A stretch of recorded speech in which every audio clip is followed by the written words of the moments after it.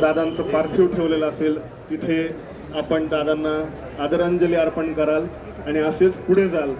मी सगळ्यांना विनंती करतो, कृपया जे लोक उभे आहेत त्यांनी बसून घ्या। आपल्या आजूबाजूला ज्या महिला भगिनी उभ्या आहेत त्यांना त्रास होणार नाही याची काळजी घ्या, याची दक्षता घ्या। काम करणारे मंडप व्यवस्थितले जे लोक आहेत त्यांना आपल्यामुळे अडथळा निर्माण होणार नाही याची काळजी घ्या। आपण आदरणीय दादांना श्रद्धांजली अर्पण करायला या ठिकाणी आलेलो आहोत। शोकाकुल बंधू भगिनींनो, अशा शोकाकुल वातावरणामध्ये पोलीस यंत्रणेचा वापर मराठी शाळेच्या गेटवरून एंट्री आहे। मराठी शाळेच्या गेटवरून कृपया विनंती आहे, सर्वांनी सहकार्य करा।